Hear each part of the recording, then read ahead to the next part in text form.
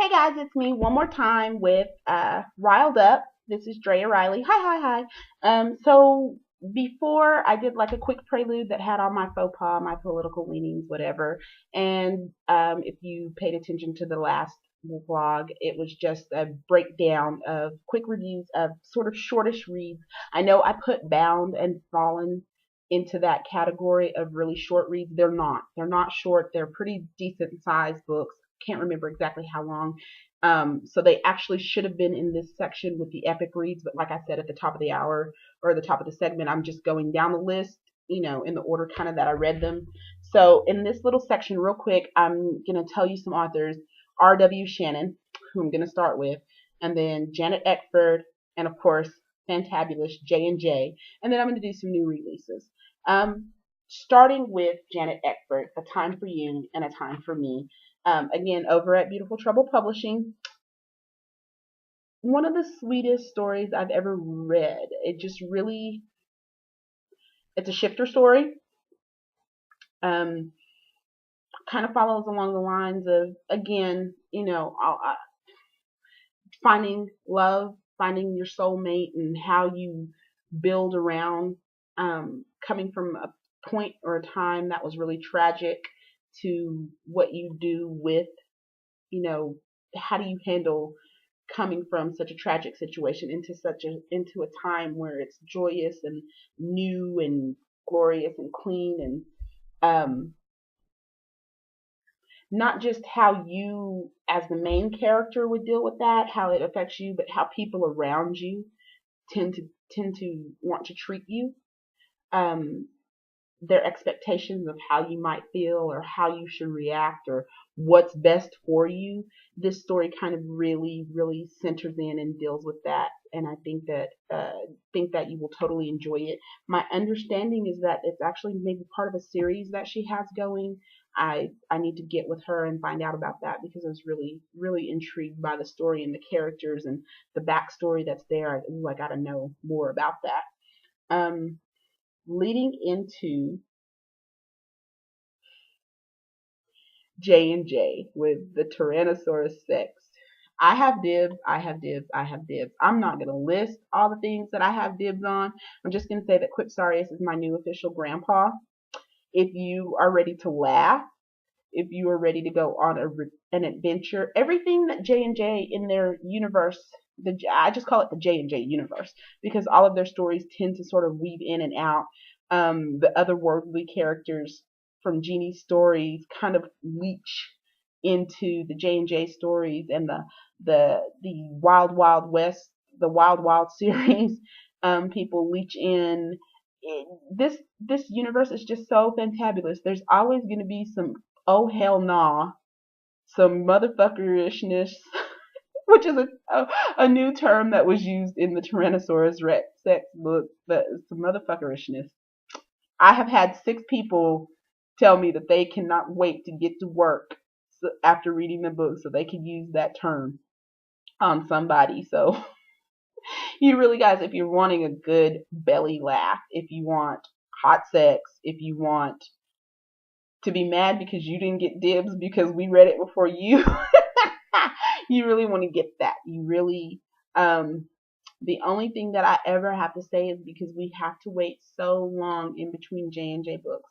Nobody knows my sisters better than I do about how hard they work and how hard they write and the things that go on while they're doing what they're doing. But I take a hiatus, guys, because I need what comes next.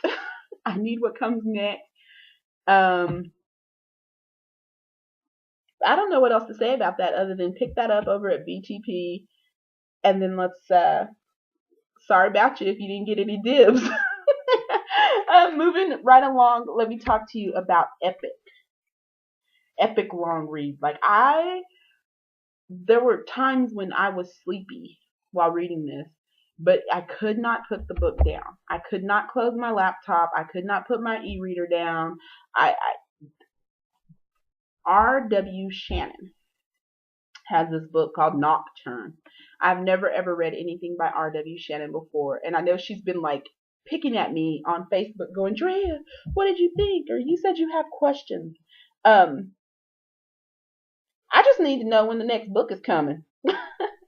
Our Nocturne by R.W. Shannon is epic long and it's epic good, and I cannot wait for what comes next, because she stuck a little prelude in, and I was pissed at the end of that prelude that it didn't continue to go on. The story Nocturne is about a young woman who discovers that she's a vampire. She's a born vampire. There's this crazy backstory about how her mom slept with a vampire, and her mom is a vampire hunter. Then she falls in love with this Haitian guy, who is actually sent by her father to sort of be her guardian. There's a battle of amongst the love story. There's this kind of yin and yang because or pool, because the father has always loved her and wanted to be a father, but circumstances B kept him away at a distance. So now he's got this protege that he was grooming to kind of take his place, and now that she's transforming into being her full vampire self, this protege's kind of asked out, what are we going to do about him? I'm in love with her, but I've trained my whole vampire existence to step into place. So now we've got to come together and share responsibilities of some sort. And then dad still loves mom still loves dad, but the epic good and evil, and there's an ugly vampire behind the scenes that's like pulling strings to make bad shit happen. Wow, this book like had crazy fight scenes and some driving sideways like this, and boom, some shoot 'em up scenes. Like it was like Steven Seagal meets 48 Hours meets it's epic. Like the fight scene and the shoot 'em up, and then they wish her a new car, and I was like, that ain't right. I need a new car. And there's a twist to these vampires. They can do some stuff. I'm just saying that she does not tell you that vampires change into bats and go squeaking off into the night, but they can do something that I don't think we've ever seen an author actually go there with this ability that you've ever seen in a vampire kind of nation. So it brings you into kind of a whole new world, new realm of like the politicalness behind it was like, really? Wow, huh? Like the whole voting and presidency, there's just so many levels of this story that's so great that if I tell you anymore, I'm probably going to tell you just start at chapter 1 and tell you the whole book. So I'm going to stop. I think chiefly my only complaints, and it's great that I have complaints because they're both basically about me wanting more. I'm pissed at you about that prelude. I want the rest, so I need you to go ahead and get that in, Miss R.W. Shannon. I need the rest of that. Thank you. Dibs. Secondly, the only problem I think I had in the story was again the lead male character was Haitian, and so therefore and they're in New York. They're they're in and out of that area. So there's this very distinct way of speaking. I just had a problem with one particular endearment that kept being used. It made me realize how often I actually say that word and use that word as an endearment. But I understand that she was again portraying the way that he would have spoken coming from his background. I think it maybe just was a little excessive. And I actually had one other person tell me, "But really, really, that's starting to bother me." But other than that particular little thing, this book is like the read of 2011 for me so far. I mean, this was like, if I had to pick something that I would read again and suggest to people for the year 2011 up to this point, somebody who said, I want to start a series, I want to read a book, and I want a series that so something's going to come along, I would tell you guys to go out and get R.W. Shannon's Nocturne and be looking for what comes next. That's how epic this book is. A lot of you are waiting on Jeanie Johnson's the final book in the series, the Otherworldly series. That is the way you will be waiting on R.W. Shannon to continue to move these books along. You will be, when you read this story, you will become so invested in these characters, And I'm telling you off the bat, between the mother and the daughter, you are going to become so invested in what's going on there, the dynamics of what's going on there, that you are going to hunt her down and be like, hey, where it is. So that's right now, my read so far for 2011 is Nocturne by R.W. Shannon. Having said that, let's go over some new releases. Um, all of my new releases this week are going to come from this roundabout, are coming from Mocha Memoirs Press, because they have, in the last 2 weeks, they've had at least 5 releases that I can that are just on my brain. So I'm gonna there's a release in the Beauty and the Geek series called Zola's Magic Touch. Surprise, surprise, I have not seen this author at another house outside her own self-publishing in so long. I almost thought she quit writing. And she does what she does, her genre, her thing. She does it better than anybody, I think. Cherie McCarver, Zola's Magic Touch. Cherie writes, obviously IR, but she has this touch, this knowledge of the Asian community.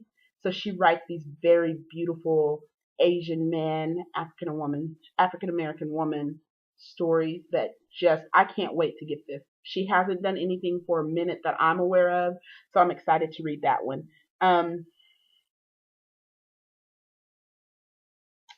There's one, and I could not find on the webpage without having some problems, the author, but it's called The River God's Bride.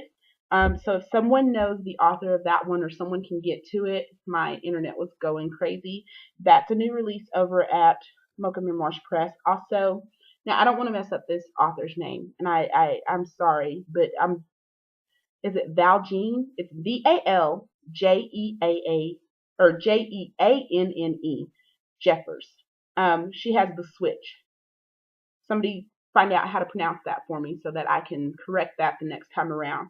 The Last of the Red Hot Sumos. Again, I could not find the author on that one. I just got the notice that the book was coming out or had been released. And finally, Warriors of Four Worlds. This looks tremendous to me, by Ronald T. Jones. I think that my read for this week is going to be to pick that one up. It just we don't often talk about male writers in our circle, so I'm excited to read this.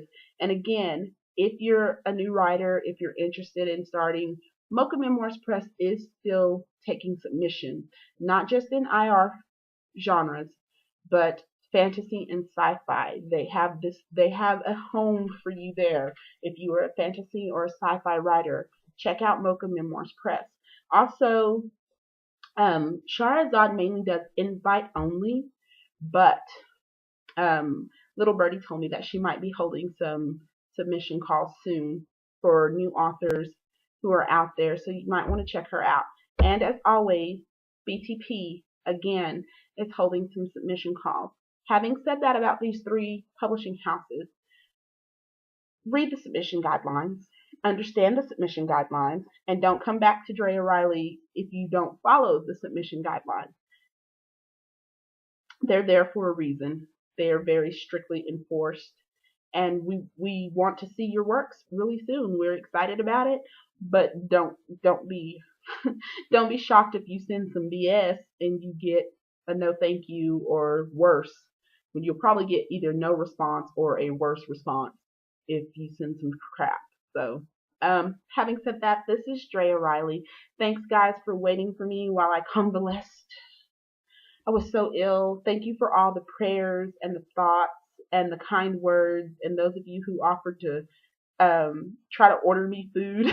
And thank you to my buddy, my pal, my friend Lisa St. Paul in Minnesota, who ordered pizza and had it delivered to me. I love you guys, and I can't wait to see you next time. This has been Riled Up with Jayha Leigh. Bye bye.